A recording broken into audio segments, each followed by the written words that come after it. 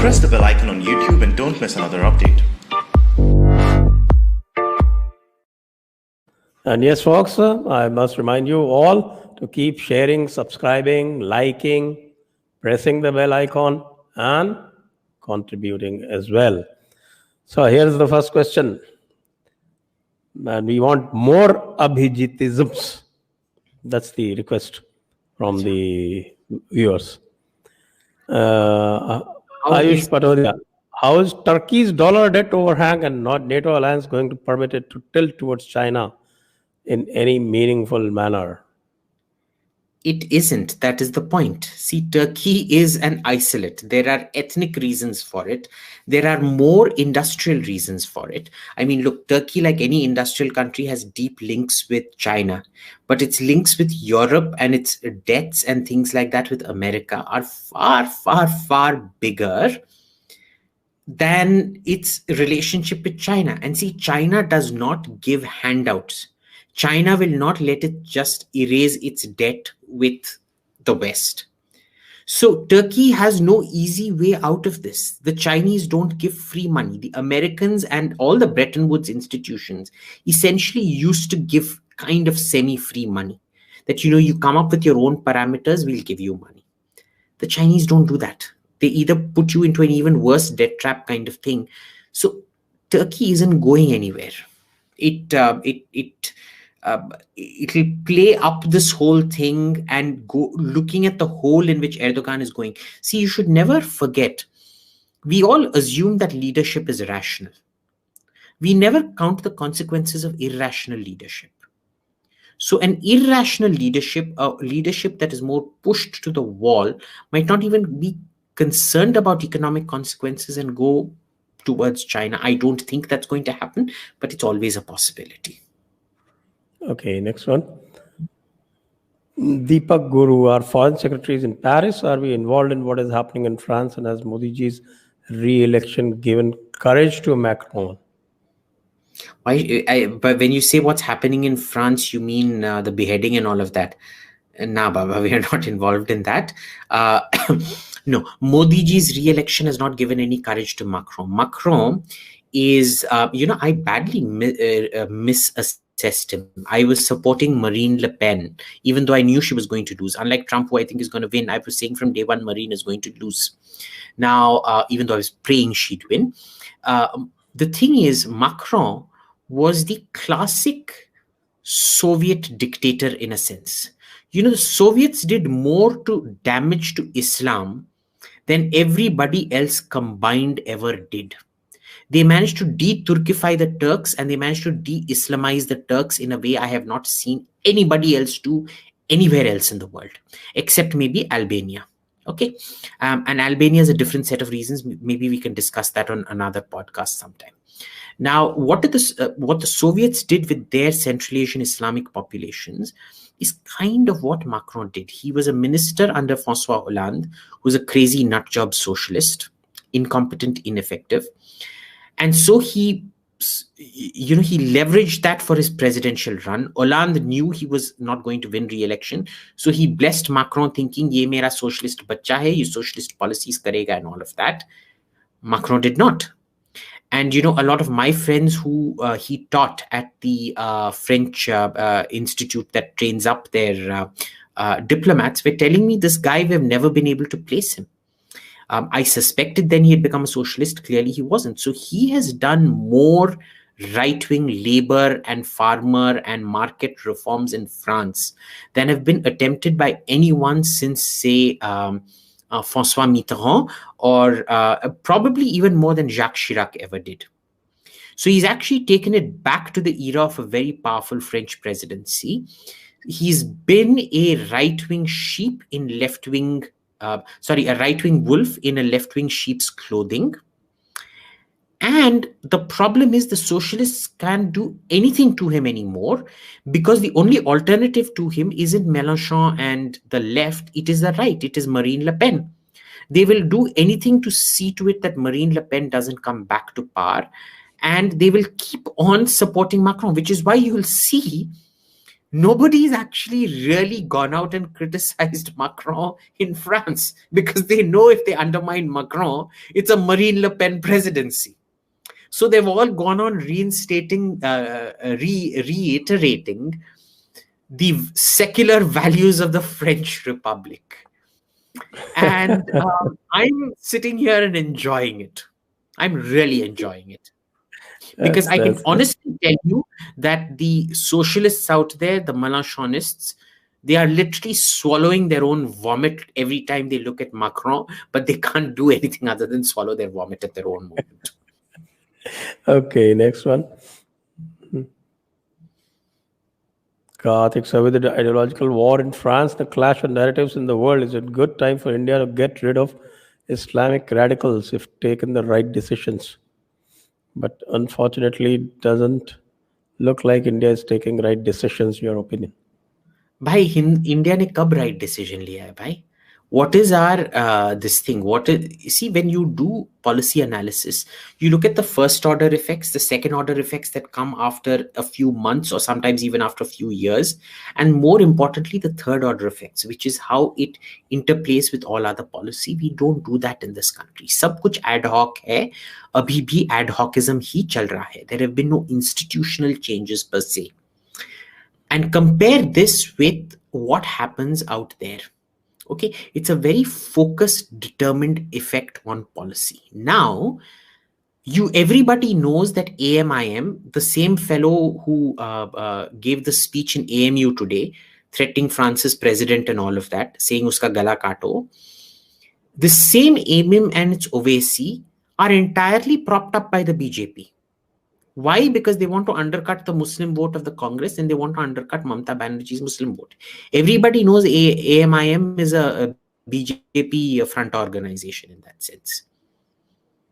And I'm saying everybody says it in private, I want to say it in public, but everybody suspects that is exactly what it is. And the coincidences are too much to suspect otherwise. Okay, तुम कहाँ का भाई करने वाले हो? It is in the BJP's electoral interest to see to it that more radicalization happens. Otherwise, how are they going to get votes? Because economics में तो कुछ करते नहीं है. Economics में तो उन्होंने 6वीं स्टैंडर्ड से ज्यादा 6 स्टैंडर्ड से ज्यादा इकोनॉमिक्स तो उन्होंने पढ़ा नहीं है किसी ने उस कैबिनेट में. तो बचा क्या है? You have to create people like Owaisi and बड़ा चढ़ा के उसको बात करो कौम का नेता है. Only then you will be scared enough to go vote for Modi again. ना? तो भुगतो, वोट किया, भुगतो अब. So that is another classic Abhijitism. I find it difficult to pronounce. How do you pronounce it in Bengali? Abhijitism. Obhijitism. Obhijitism. Okay, like Marxism. So that is Obhijitism. And Ninad is asking Abhijit's view, who will win in the USA? And US just offered Indian Navy F-18 aircrafts. Do you think India should go for it? I was very pro F-18. I wanted F-18 to win the original contest in 2011-12 when the decision was taken. ठीक है ना? अब जाके F-18 को लेना and adding one more complication to your entire already complex air force with 7 different combat aircraft, adding an 8th type now, अब नहीं चलेगा. ठीक है ना? You have now bought the Rafale, you double down on the Rafale. I think it's too expensive. We can't afford any more. So go in for a single engine. Choose single engine में तुमको क्या चाहिए? या तो Gripen चाहिए तुमको, या तो F-16 चाहिए. If you're willing to, accept a high level of losses, then by all means go in for the LCA. But then also remember, for what you will need about 500-600 Gripens or F-16s, you're going to need about 1,200 LCAs. You can reduce it later on as the sophistication of the LCA grows, if it grows exponentially more than the neighboring surrounding air forces. But, no more aircraft types to the mix. Who's going to win in the USA? I think, I feel, I pray. This may be wishful thinking. I caveat this saying this may be wishful thinking. I think Trump is going to win. He may not, because we're seeing massive voter fraud by the Democrats. We're seeing massive mobilization of the base. Because, in 2016, a lot of people did not come out to... There were so many Democrats that had such virulent hatred of Hillary. They refused to come out and even vote. Nobody has this hatred of Biden. A lot of people are realizing that they have a virulent hatred of Kamala, which is why if you notice Kamala isn't being put on display that much. Tell me, how many of her rallies do you actually see? Why do you think they're not giving her that much publicity? Because she rubs people the wrong way. वो जो dine की तरह चिल्ला रही थी ना, वो have you seen those 100 साल बाद और वीराना मूवी, उसमें एक चुड़ैल या डाइन आएगी और वो उसका आंख ऐसे घूमेगा सॉकेट्स में, जी गोस she laughs like that. I mean, seriously, the first time I saw it, I almost had a heart attack. यार कि ये कौन सी हॉरर मूवी से कट एंड पेस्ट करके ये कर रखा है. चलिए अभी देखिए बहुत सारे सवाल बाकी है, इसलिए मैं आपको जिगिश करूंगा. हाँ जिगिश, अनुरोध करूंगा, अनुरोध भी करूंगा कि आप जवाब जो है उत्तर छोटा देंगे. छोटा रखें. Age of Fire. We know the mindset of Pakistani people and Chinese are quite aligned with their CCP too. But what about Turks? Are they rabid fanatics in favor of the Khilafat? No. There's a huge urban-rural divide out there. The urban population, say 40 to 45% of the population, detests Erdogan. In that sense, if you look at it, it's a lot like India and America. You know, this urban-rural divide. Okay, rural India in that sense loves Modi. At some point of time, it was also urban India that loved Modi. Now that urban India love is waning and the rural is increasing. With Erdogan, it was the same thing. Initially, because he was pro-business, he was loved by the urban things. The moment he started backsliding, now there is no urban center where you won't get beaten up. If you're pro, I mean, they can't beat you up anymore because they'll get terrorized, but you'll be socially ostracized if you're pro this thing. And no, Turks are a wonderful people. Even in the interior, even in the religious heartlands, I've noticed they are not like some of the other nastier places I've been to. They are a warm, wonderful people. They deserve a lot better than Erdogan. Naveen KG, I just wanted to say you're doing a good job, sir. Keep up the good work. Keep enlightening for better India. Oh, so there's a support for Jai Ma Kali. Joy Ma Kali. Joy Ma Kali. Sandeep Patwari, your view on the humanists in India and world. So that's not for you. You're not a humanist. The Human Rights Protection India world and their effect on Indian defense sentiment and Islamic apologetics. I didn't understand the question. Did you? I just read it out. When I'm reading, I don't have to understand the question. That's for you to understand. Achha, I don't know, Baba. I didn't get the question. Sorry. I'm just sorry. I didn't understand the question. Okay. So appreciate Abhijit's pessimistic analysis. We do need someone to help us smell the coffee. You have coffee. I didn't see you having coffee. Only smell. Okay. He's asking only to smell the coffee. Though personally, I would like to hear everything is perfect. I can do a wonderful, everything is perfect. You know, when I get into propaganda mood, I do wonderful propaganda. But I think somebody really needs to give the bitter pill. Okay, even if you hate me for it, I take it as a mark of honor. Once the Shashank is asking, once the demographic tables turn in the USA, whites become a minority, the Republicans will never win an election again. Isn't that bad news for us? You will be surprised that isn't actually true. You know, a large part of the Republican Party voters, not Trump voters, but Republican Party voters are blacks and Hispanics who do not like their religion being denigrated and assaulted on a daily basis by the Democrats. Never forget that. Okay. So that isn't really going to change much out there. You're looking at something 30 years down the line, maybe, where we can, it's still almost impossible to predict. Is America becoming more left? Yes. But remember, even the right is becoming more left out there. The far left in America is actually pro-Donald Trump. Most Biden voters, most, उसका नाम क्या था? वो Vermont वाले बुड्ढे का? Vermont का governor जो था बुड्ढा, Bernie Sanders. Bernie Sanders. Voters, most of them voted for Trump, not for Hillary. Okay, most right-wing people prefer to follow guys like Glenn Greenwald or Aaron J. Mate or Caitlin Johnston, who are far left journalists, rather than the so-called center-left journalists.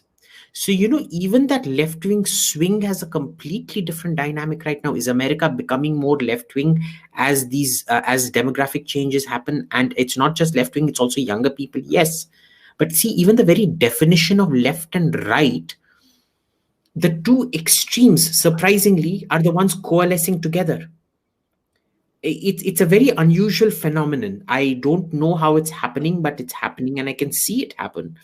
So you'll have to give me some more time, but good question. I need to think about that. Okay, Poor Chandel, he says he's a big fan from Brisbane, Australia. At this time, you're awake at this time? Then must be a real big fan. Because it is, I think, 3:30 now. As of now, morning. Will so disengage. Ninad क्षीर सागर अभी situation क्या है कि the lake in Pangong, they are at finger 4. In Spangur, they are threatening us, but they are not across the line. In Depsang, they are where they were in 2010 to 13. Is the line of actual control as it ran sometime in 2013 holding? Yes. Is the line as it held on 1998 holding? No. It has been crossed over significantly by the Chinese. Okay. But I am only going to go by 2013 because of the politics involved in this. You can't expect the BJP to reverse what the Congress lost in that case. I will hold the BJP to where the line was inherited by the BJP.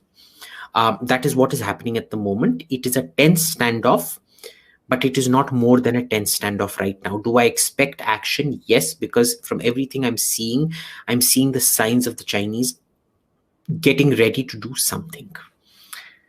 Next, Chirant Nadig. Nadig, how did Indian Americans end up making their own caste organizations like the Lingayats and the Iyengars? They haven't merged with the broader society. So, the emigres always tend to have a very strange affinity to an imagined homeland. You know how Russian Jews were horribly persecuted in Russia. The den of anti-Semitism in the 1800s and 1900s was not Germany, it was actually Russia. And yet all the Russian emigres, most of the Jews in America are Russian Jews. They had these beautiful memories of Russia being the civilized land and how they've come to this uncivilized land of rock and roll where people don't listen to Tchaikovsky or play the violin. The Indian emigre community in America also has these weird fixations that they somehow need to be more... they tend to exaggerate the more regressive tendencies, as opposed to, say, Indians in Trinidad and Tobago and Guyana and Suriname, who have actually been very progressive. They had, because they're in a majority out there in a sense, they actually carried out these campaigns to eliminate caste and all of that and things like that. And I would say the people in Suriname, Guyana and all of that are some of the most progressive Indians you meet. And I mean progressive in a nice way, not in an Ilhan Omar, Banshee Chudel kind of way. And in America, some of them will completely merge because they want to social climb and become white. They want to assimilate. So they will not acknowledge, like Piyush Jindal, for whom Indian food is ethnic food. That is one set. Another set is, na ghar ke, na ghat ke. They're just comfortable being who they are, and they're not in the search for an identity or a quest or something like that. The third is the ones whose memory of an India is much more golden than it actually was. And they will always be the most regressive types in America. There's nothing you can do. I've actually found Indians more progressive than some of these types in some, not all, just some of these types in America. Next. Okay, yeah, but there is a lot of what is called the old-fashioned dharmic resurgence happening and across the divide. Tarush, will Democrats reverse the sanction of Iran immediately if they come to power? Nothing got mentioned in the past 6 months. Not immediately, but they will do it slowly, yes. Because I think for Biden carrying on the Obama legacy, and remember the Iran nuclear deal was Obama's legacy, I think they will. But see, the issue then is how do they justify that vis-a-vis the intense alliance that has now built up between Saudi Arabia, Israel, and America? Remember, Biden coming to power and the Iran lobbyists in America now have to run the gauntlet of Israel and Saudi Arabia joined together, fighting for the same thing. It may not be as easy as they think. In fact, I suspect, given how weak and in the advanced stages of either dementia or Alzheimer's that Biden is, the first year of a Biden presidency will make any kind of infighting anywhere else in the world look like a joke. It is going to be a nasty presidency. So that's that. Okay, Gaurav Pratikavjit, you make complete sense on interoperability. What stops the Indian defense establishment from biting the bullet? They have finally. There's a very simple answer to that. It's that whatever, because see, our military interactions with the West aren't in depth. They last a few days over exercises, maximum a week or so in something like a red flag. And there is no institutional fighting exercises side by side over many, many months and years where you are sitting and permanently deputing officers to the other's military and things like that. So what happens is the knowledge you're gaining, you remember I said very importantly that there's the public knowledge and there's the private knowledge. You are only gaining the public knowledge which is already out there in books. You are not gaining the private knowledge that comes from friendship, from in-depth training and embedding in the other person's armed forces. So you are not really a part of where Western war fighting is heading. You are informed of where it is headed, and all your policy making is then reactive to that, and you're not even looking at where the emphasis is. Okay. For example, India still wants super maneuverability in its next generation fighter. The Americans, after they had super maneuverability in the F-22, but they didn't want it on the F-35. They're like, hoga to acha hai, nahi hoga, chalta hai, no problem. But we're still insisting. Why? The West fights a lot more than we have. I mean, they still do. They engage in at least one war a year till Trump took over. And we pretend that we know more than they do. ऐसे तो नहीं होता है ना? So there is this thing, unless you have deep institutional engagement, not one-off exercises. This is why I've never, everybody goes gaga over Malabar or Red Flag. I never do. Or Cope India. I never do. Because this is all tamasha. You learn very little. You don't even begin to scratch the surface. The kind of deep knowledge that you gain privately when you do, 2-3 years embedding out there, working together, fighting together, joint deployments and things, wo nahi ho raha hai. When it happens in silos, and the knowledge gained dissipates. It is not institutionalized into the knowledge structure. Done. Next. Okay, Nishikant, are we out of NAM finally? Or is it still ना बाबा, किसने बोला तुमको we are out of NAM? ये तो it's NAM with a vengeance. There was NAM 1.0, then some jokers came up with some document called NAM 2.1 or 2.0. याद है आपको? वो 7-8 साल पहले कोई NAM 2.0 लाए थे. ये तो महाNAM 3.0 है. ये NAM नहीं है, महाNAM है. So that कुछ नहीं हो रहा है उस पे.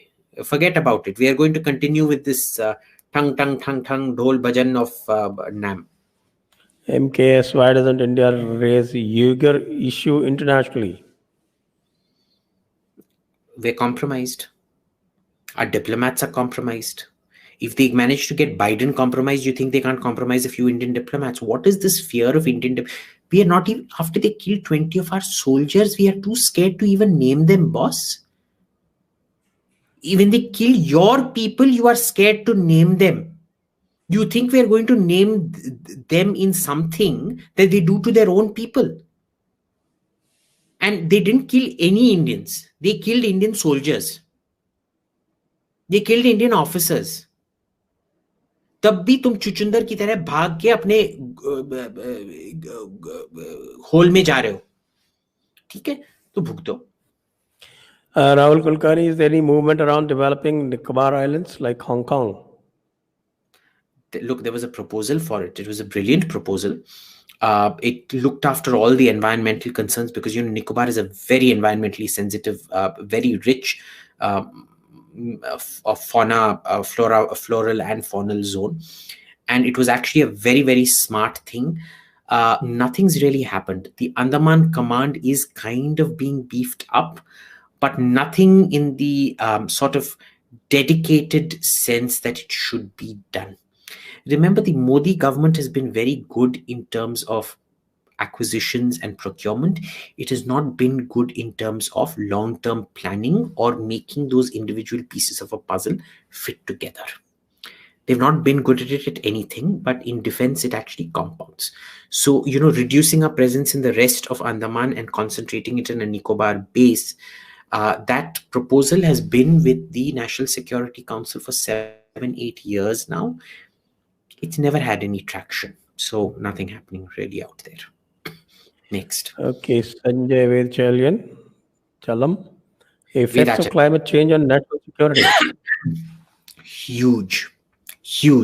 And see, this is the kind of non-traditional security that I've started focusing on. देखो भाई, तुम्हारा precipitation Hindustan में is going to go down. Right now, there's climate variability. As everyone noticed this, 4 years back, if you live in Delhi, 4 or 5 years back, we had a monsoon season where it was raining almost every day. And then for 3-4 years after that, we didn't have any rains at all properly. And this year, again, we had a monsoon where it was raining almost every second, third day. So there is a climate. Initially, it was predicted that precipitation would come down by 80% overall. In which case, you know, 30% of the estimates are between 30 to 60% of our water get lost in transit. So we're wasting 30 to 60% of our water. So right now our concerns have changed from that 80% drop in precipitation to how to deal with this 3-year cycle. 3, 4, 5-year cycle. I forget what exactly the cycle thing is. It's only happened twice now. So we don't know if it's a cycle or if it's a freak episode. We're hoping it's a cycle because then you can deal with it through crop changes. Now, invariably what happens is if you're not able to deal with water issues, it then affects food issues. And when you have food and water issues, it becomes a huge internal security threat because your societal violence then goes through the roof. Okay, and all kinds of internal security threats then start emerging, right? So I mean, I can talk about this for hours on end. We don't have hours. I'm going to cut it short, but it's a worrying situation, but it is now a transitory situation. If we rotate our crops properly, I think one thing that we definitely need to do is control electricity loss. And number 2 is very, very important, is to control water loss. Because we can't afford these precipitation cycles as what we call rainfall cycles as they are right now. Okay, then Bharat Prakash Abhijit, does a country of 1.35 billion do anything right? Oh, that's too much of a generality. No, this is an important question. See, on the basis of average, you should think we should be doing things right. And yet you have a country of 7 million people like Israel that's doing almost everything right. Why is it that countries like Indonesia or Bangladesh that have something like 200 and 160, 170 million, or a country like Pakistan are not able to do something right? Okay, Nigeria, 100 million population plus, not doing anything right. Tell me, what does numbers have to do with it? It is natural that 1.35 billion people will produce at least 13 million geniuses. Okay. The difference is in Israel, their 70,000 geniuses are harnessed to the system. The problem is the 2 million geniuses that Indonesia produces, or the 1.8 million geniuses that Bangladesh produces, or the 13.5 million geniuses that India produces, or the 1.9 million geniuses that Pakistan produce, are all left to rot and waste. And they are not integrated into the system. They're not integrated into decision making and policy making. It's that simple. Averages dictate that human beings will be equally brilliant based on numbers. The question is, do you have a system to integrate them? You do not. End of story. Exactly right. You can see me and Abhijit not being harnessed into the system. So, yes, we are in the Mensa group. Pronouncing Abhijit, it's Limoa Komkasa, and we have only now decided to go fully with us. So it's more relevant bashing from your side. It's more irrelevant bashing from your side. Question: why Turkey is still a strong economy? Do we need to go for more? He's asking 2-3 questions in one. Again, हाँ please जब तक मैं finish ना करूं please question को उधर ही रहने दीजिए. Lemoa and Comcasa. Remember, with Lemoa you have done something. With Comcasa you've still done nothing. Okay, your intercompatibility is non-existent, so it is not irrelevant bashing. You signed an agreement. To date, not even 1% of your forces are actually intercompatible with the Americans. Okay, so it is not irrelevant. It is hollow agreements that we have signed. Like I said, they are the foundational agreements. And the very fact that you don't seem to understand that basic nuance tells me that even somebody intelligent like you watching this channel can't understand it. How are the Buddhus sitting in South Block going to understand it? वो तो मेरे को पता नहीं है. वो तुम figure out कर लो, ठीक है? वैसे मेरा बाप भी साउथ ब्लॉक में बैठता था, एडिशनल सेक्रेटरी था डिफेंस का, so I include myself in it. So I am not just calling you, मेरे फैमिली में भी ये बुद्धू जीन बहुत ज्यादा है, ठीक है? So thank you very much. Question: why Turkey is still a strong economy? Turkey is an economy, it is a manufacturing industrial economy in deep flux. Please do not confuse strong economy, industrialization with each other. They are two completely different phenomena. Turkey has industrialized, but it is not a strong economy. Okay, understand the basic differences. Okay, France is Brahmasmi. France is fortunate to have teacher like S. Samuel Paty who dared to teach the correct history. How to express netas or cultural issues as voting can't be only way. Look, nobody is actually taught here the basic principles. Yahan sab rat maro, learn by rote and reproduce. You are not taught first principles. You are not taught how to apply carrots and sticks to terrorists, how to apply carrots and sticks to social issues and things like that. Tell me one leader who has been able to talk from a first principles point of view on social control, on police reforms or anything like that. They don't. You know, if for me, when you have an inexperienced cabinet like Modi had in 2014, when he came to power, would have been to have a 7-day 7-day live-in course for all the new ministers, run by somebody like Nitin Gadkari, who had experience in the center, telling them how to deal with bureaucrats, because he deals with bureaucrats brilliantly. And I'm taking Nitin Gadkari's name because now you've all seen that video of him hauling up the National Highways Authority, call them nikamma, 50 से 60 करोड़ तो चूना तो आपने ले ही रखा होगा, and things like that. We don't place an emphasis on education. Human value addition, we do not believe in. What can you do? So you're not going to have all of this. The new education policy, for example, it's wonderful on paper. It's not going to work out in reality, because in a quantity education system like ours, everything has to be based on Ratmarna. You do not have the room for subjectivity. Does not exist in a teacher. The teacher has to be objective. The syllabus has to be objective, because the moment you make it subjective, it becomes nepotistic. Subjectivity, okay. Quality education. Sorry, next. Yeah, you take the next question. I think we need to edit the question. They're asking very long questions. Don't you think if India will take step like France, then there will be civil war everywhere? Just leave it at that. We don't need the rhetoric. Yeah. No, you will not. You will not. You have civil war like we do when you keep incentivizing minorities to become violent, like we do in India. Jaake julus karo, jaake riot karo, jaake kuch jalao, and then, oh, we will arrest the fellow who outraged your sentiments. That's not the way it works. The moment you consistently start throwing fatwa makers in jail, there will be no more fatwas. The moment you consistently start throwing people who start calling for arrests based on what XYZ said, not specifically calling for violence, then you will stop having all this rubbish. Okay, the law is the law because it is consistent in its application, and there is anthropological study after anthropological study that shows that when the law is applied in a predictable and consistent manner, civil tensions always reduce. Yes, that's right. I completely agree with that. And I've seen that in my own experience. Wherever you went and appeased the nuisance maker, the nuisance only increased.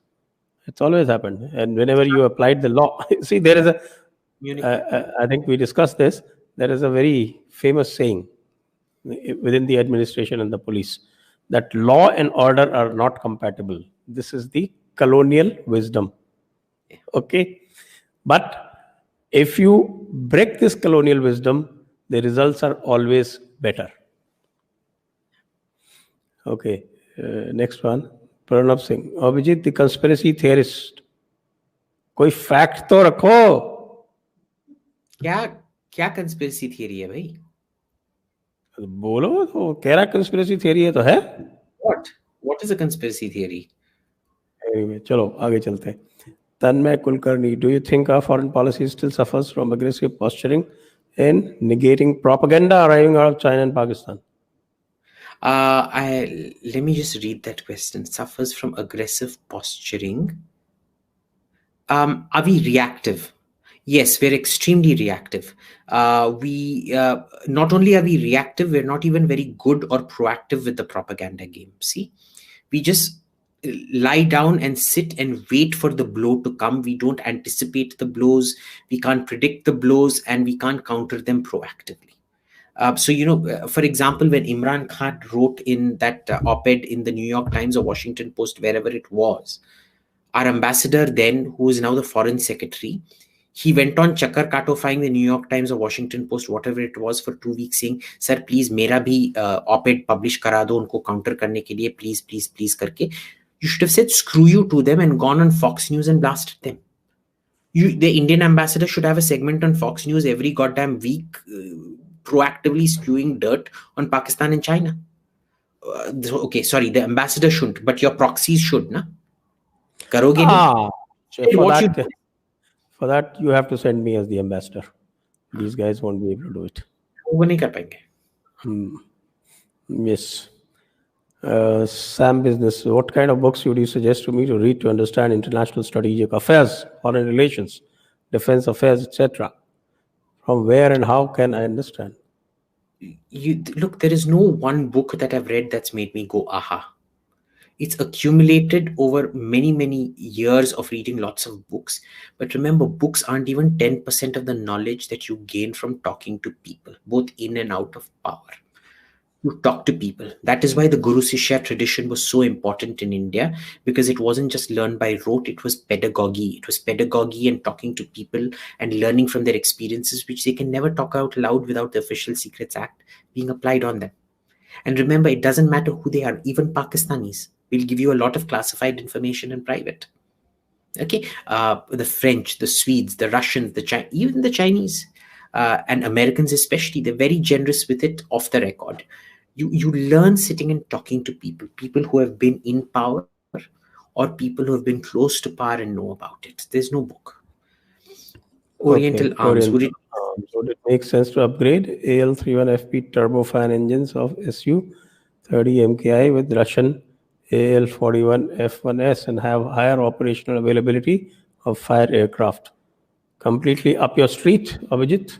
Look, the AL41 isn't all that much more reliable. Okay, it's got the same fundamental design flaws as the AL31, number one. Number two, remember, this isn't a Lego set. You can't just take out an engine and fit in a new engine, because each new engine design has a different center of gravity. It has a different fixtures and this and that, different specific fuel consumption and so on and so forth. You can't just take out and re-engine, Baba. It's unless an engine has very specifically been developed for re-engineering, you can't. Which is why, for example, the latest generation of F-16 engines from Pratt & Whitney and GE, you can't retrofit it to the F-16AB models. Okay? So it can't be done. Don't waste money on this. I sometimes get amazed that people think even think that these retrofitting can be done. The entire center of gravity of the aircraft may have to be changed. I don't know the exact specifics in this case, but this kind of tampering, it can't. It's a very integrated system है boss.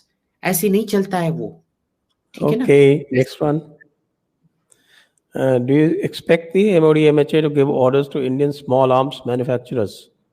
What is the future prospects for local manufacturing for small arms? I certainly hope they do. The problem is the DRDO, every time they want to give it to small arms manufacturers, the contract ends up going somewhere else because the DRDO and the local production factories want their share. You had fantastic howitzer designs from both Kalyani and Tata, 155 mm. But who did the contract go to? South Korea. And this in spite of Make in India, headed by that buffoon Elvis Presley lookalike, and this thing, ये क्या? स्वच्छ निर्भर भारत? स्वच्छ भारत? आत्मनिर्भर? हाँ, आत्मनिर्भर भारत. कुछ नहीं होने वाला है तुम्हारा. भुगतो. There will be तमाशा का कॉन्ट्रैक्ट इधर उधर जाएगा. और कुछ नहीं होगा. And sorry, just very quickly to add to the previous question again, remember the aircraft that can be re-engined are third generation or very early fourth generation where the electronics had not come into play. Okay, so the Jaguars, for example, can be re-engined. Could the MiG-27s be re-engined? Absolutely, emphatically yes. Can't be done with the latest generation because the moment fly-by-wire comes in, you're looking at redoing the entire flight control system and things like that. So that's that. Next question. How much leftists have penetrated the army families? What was the question? Can we go back to the previous one? Yes, question आया था ना? Rahul Kulkarni. Army families. As you observed, people like Barkha Dutt are from army families. Is she from an army family? I didn't know. No, I think a mother. Mother was a journalist. No. How much leftists have penetrated into army families? Yeah, I wouldn't really know. As a rule, you can't be in the army and be a leftist because a leftist doesn't believe in a nation state. When you join the army and you're ready to give your life for the country, you believe in the myth of the nation state. It is extremely rare in any country for leftists to infiltrate the army. And this is why the Chinese army is much more nationalistic than any true communist would ever be comfortable with. Okay, so highly unlikely. Next. Okay. Vibhuti ji. Yes, Vibhuti ji is come. नमस्ते, आपका मैं स्वागत करूंगा और hello बोलूंगा. Great honor meeting you, sir. Been saying it for so many years that India needs to be engaged with US media. Thanks, Abhijit, for saying so today. Even today, the government engagement is not up to mark. Thank you, sir. So, yes, he's completely okayed your position. Utkarsh Tiwari, how possible it is to isolate Tibet from mainland China and hold it by controlling peaks and passes? Is there a natural boundary between the two? It's doable. It's not outside the realm of possibility. The question is, if you move towards the kind of mostly air-centric and Air Force-driven strategy with extremely super light mobile ground forces, almost operating the way ISIS did, light trucks, light armor, moving very, very fast in the desert, which the French actually perfected. The French tactics in the Sahel, in Western Africa, were almost exactly the same as ISIS. ISIS was very incompetent. The French have been hugely successful and nobody talks about it. If you use those kind of tactics, you can actually achieve a lot of ground control. The problem is when you say, भाई देखो मैं तुम्हारा tank सब निकालने वाला हूँ, तुम्हारा artillery सब निकालने वाला हूँ, तुम्हारा ये जो सहायक सिस्टम है निकालने वाला हूँ, आर्मी चीफ का जो 24 कुत्ता है उनको खाना government, one former army chief says 24 dogs were fed by the government of India. And I don't mean dogs as in this thing. I mean उसके पास कुत्ते हैं, canis, okay, bo करने वाले, that get fed by the government of India. ये सब होता है. Okay, army troops used as drivers, army troops in bands, 10,000 member band, पता नहीं कितने लोग बैंड बजाते रहते हैं. Okay, if you imagine you are meant to go up to the army and say you are not going to buy tanks anymore, you're not going to do this, and you've all seen with the Armenia-Azerbaijan conflict how obsolete tanks have become in open warfare like that. Okay, you are causing serious financial damage to them क्योंकि army में भी बहुत घोटाला होता है. Okay, they will never agree to it. You will fight a huge battle, and this is why you need an enlightened political leadership, a political elected executive that shoves change down the Army, Navy, and Air Force's throats. Because the Army, Navy, and Air Force of its own accord will not change at all. Zero, zilch, nada. Kuch nahi hoga. Okay? Next. Okay, Akshit is asking, what is your view on the young BJP leaders like Tejasvi Surya who are right-wing, unlike Modi? Is there a future of true right-wing in India? Look, this is a biased question because Tejasvi is a very old and very, very dear friend. So therefore, obviously, I think he's brilliant. And he's genuinely got his heart in the right place. Okay? Let's see how the BJP and the RSS allow him to grow. But if Tejasvi is any kind of barometer of what the future of the right wing and what the future of India looks like, it is extraordinarily bright. Okay, that's great. Varun Bhaskar, is there any concern of spec op, Chinese infiltration through Nepal? To what end? See, to what end? Spec ops say aayenge, but to do what? Right? We have to think. There is nothing the Chinese need to send spec ops into India for that they can't get deeply implanted Pakistani proxies and jihadis to do on command. Next. Next one. Can India take advantage of rare earth elements like China does? China. No, you can't. Because, the rare earths aren't actually rare. They're actually abundant. What China did was predatory pricing. China is endowed with a good store of rare earths. But what it did was predatory pricing. It undercut because market forces don't apply in China. It proactively underpriced every other mine in every other part of the world and kicked everybody out of business. Hindustan में तुम्हारी इतनी भी औकात नहीं है that your textile factories, that your ceramic factories, that any of your factories are given those kind of subsidies, are allowed to do that kind of predatory pricing. You will never compete with China. Let's be clear about this. With this kind of labor laws, even the new labor laws, you are not in any position to compete with China. मैं तुमको लिखित guarantee दे रहा हूँ. Today is what? 31st October 2020. We will have this exact same chat on the 31st of October 2030. And I will be telling you the same thing, and you will be saying, sir, आप negative हो रहे हो, आप pessimist हो रहे हो, गंजे टकले गीदड़ के नाजायज औलाद, हिपोपोटामस का नाजायज सबूत. ठीक है, गाली दो, it isn't going to change anything. You are not going to be able to compete with China.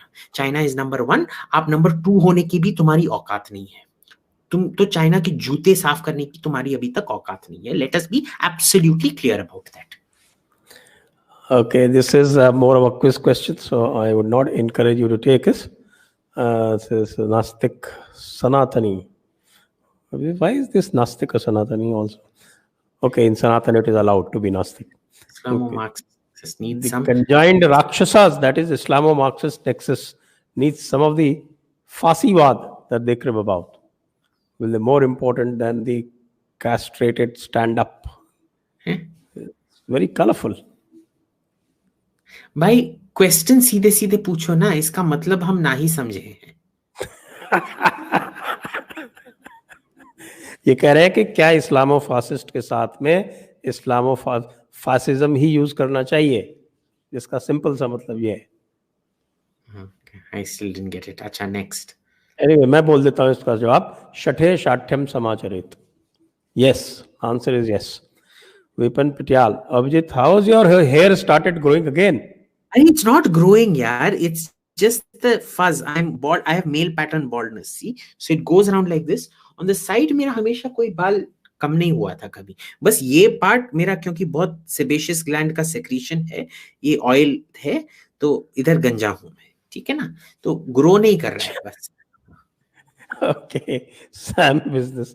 Now suppose for a moment that Abhijit is the PM of a country. Wow. And Sanjay is defense minister. अरे sir मेरे को आपने promotion दे दिया. हाँ, मैं तो senior हूँ. तो आपको PM बनना चाहिए, डिफेंस मिनिस्टर बनना चाहिए.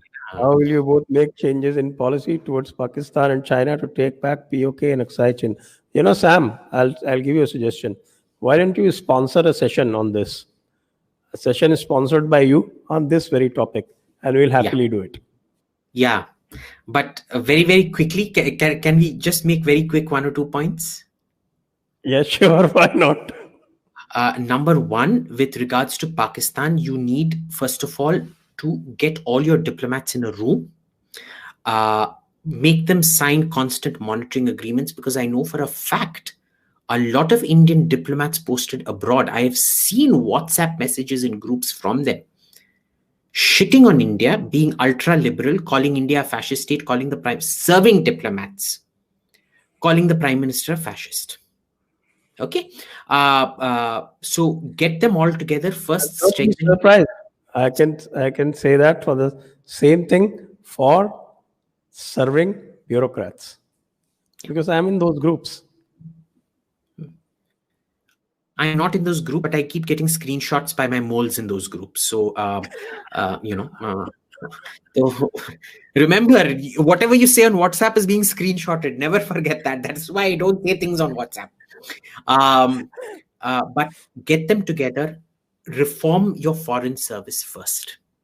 Get them all on board. Do the kind of trashy interviews that happen at IAS.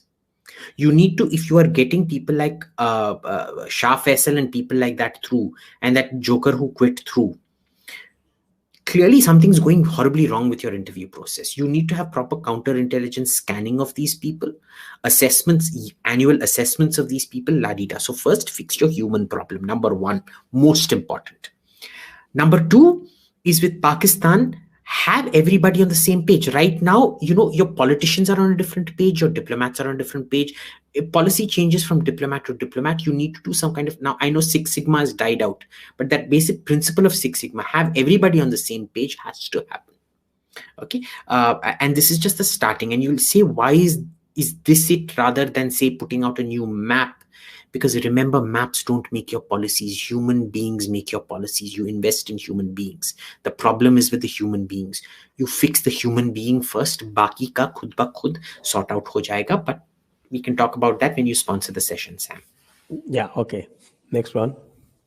Gentlemen, love your broadcast. Sanjay ji, Abhijit ji, keep up the good work. Kudos to Team Jaipur Dialogues. Thank you, sir. Thank you very much. Kali maa ki shrey hai.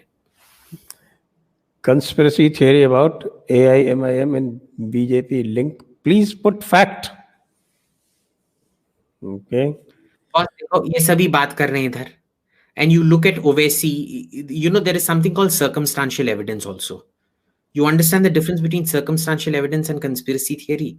Conspiracy theory is saying aliens put Owaisi in charge. Circumstantial evidence is saying where every time his electoral interventions only end up hurting the Congress or Mamata Banerjee or so-called secular parties. That's called circumstantial evidence. There's a huge, पहले यार definitional understanding भी तो रख लो यार. चलिए अगला सवाल. ये Sandeep, your view on Democratic Party New Green Deal and modern military theory, claiming federal deficits are good. View on the Democratic Party New Green Deal, and look, deficits good. You need to run specific deficits to run growth. Growth is very much based on deficits. Remember this whole Swedish model, the Scandinavian model that idiot Dhruv Rathi keeps talking about. every one of those countries, Finland, Denmark, Norway, Sweden, they all ran huge fiscal deficits. They would have been failed states. And what changed for them? For some of them, it was World War II. Remember, the debt trap that the Swedish government faced before World War I and World War II was so massive they were going to go under. It was the steel sales to the Germans by the Swedes and the pork sales to the German army, and pork, not even an industrial product, agricultural product, by the Danes that changed that entire thing. Okay, today Denmark competes with China in pork production, by the way. And they've, of course, industrialized on the back of it. That is what changed that whole thing. The war economy helped Denmark and Sweden in a way nobody truly appreciates. And you need to read books on the economic history of those two countries to understand that. Norway was kicked out of the union of Sweden and Denmark without any violence because the Swedes were, bhai, ye to Bihari लोग की तरह, UP लोग की तरह हैं, UP वाले भैया हैं, बिहार के ऑटो रिक्शा वाले भैया हैं, निकालो इनको इधर से. We don't want you to be part of Sweden, almost. Okay. They were glad when Norway left the union because they were considered backward bumpkins. What happened was the Norwegians discovered oil, and oil has been their great gift.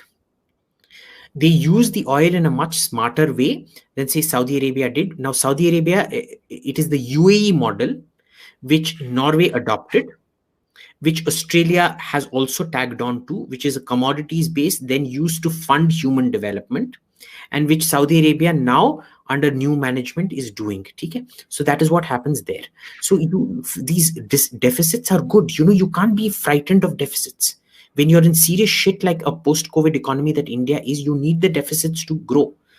New Green Deal, I am always for a green economy because remember, it is moving technology more and more and more. If you can reduce your hydrocarbon imports and move towards more renewable sources, intelligent renewable sources, like say solar, as opposed to useless sources like wind, which the latency is so great in wind, it just doesn't work. I've seen hundreds of calculations on wind, and wind simply can't make it for India, full stop. Even in Europe, it doesn't make it. It's more of a belief-based investment. It isn't actually an economics-based investment in wind. So there are lots of issues with that we have to look after. Next one. That's amazing. Trump was actually right when he said he hated windmills. Okay. Now we'll have what is called a quick fire round. So, is dictatorship desirable? Yeah, Shashank Kumar. Absolutely not. Next one. Rapid fire round. Okay. Abhijit sir, does it make any sense to India to go build AMCA? Yes or no? Absolutely not. Okay, next one. Pakuman, would United States of Pakistan bring peace like UAE? Huh? What does that even mean, boss? So we say aborted. Okay. Bharat Ved Prakash, I was delighted to hear a spark of positivity from you, Abhijit. So, with regards to your comment on Tejas, despite my disagreements, I love hearing you. That's only due to Kali Mata's Prashadam. Okay. Oriental Arms. Israel, France, Russia won't share source code. So why has DRDO not been able to develop a middleware for communications? Hello? Yes. Sorry. Yes. Okay. Now it's stabilized. Why hasn't DRDO? Look, no country is going to allow you to put in your own software on weapon systems they have developed, number one. Number two, we have one program where we developed the software, which was the BrahMos missile on the Yakhont base, which then the Yakhont plus Indian software became the BrahMos in that sense. And why won't these countries allow you to develop software? Because they don't want you understanding all the functionalities and features. A lot of the software is also proprietary information, which they will not share. And software gives you a lot of knowledge, not only into the how it is happening, but also the why that is happening. And those are things that never ever get shared by anyone, boss. So you can't just buy a system empty, like an Apple phone empty or an Android phone empty, and then put your system into it. It's simply not. No company will allow you to do it. No country will allow you to do it. Okay, the next question is more of an observation that says that if any case goes beyond 3 years, those lawyers and judges must lose their jobs. Not happening in India, boss. I agree with you 100%. 100% agree with you. The judiciary, the biggest people preventing foreign direct investment, preventing everything from happening here is the judiciary. It is the highest line item in any risk calculation for incoming investment. It is judicial risk even more than regulatory risk. Okay, please explain why you feel Noam Chomsky as a hollow intellectual. Oh, we need to do a whole program on that, Sandeep. It's quite we will do on such questions. We will only do a sponsored session, and we will discuss what kind of sponsorship it will be. Okay. Next, exactly, someone knows the war economy. Okay, that's kudos for you, Nikhil Patel.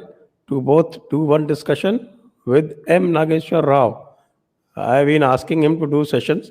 He believes only in tweeting. I told him today on WhatsApp, okay, boss, if you're tweeting so much, then why have this great hesitation of coming on to the live YouTube sessions? So he only gave back smileys. So I don't know what that means. Nastik Sanatani again. In one of your talks, you stated that we need to spend 70,000 per year to bring kids to basic factory worker level. How do we bring this cost down? You cannot bring this cost down. That is the problem. You understand? That is the problem. Modern production is such.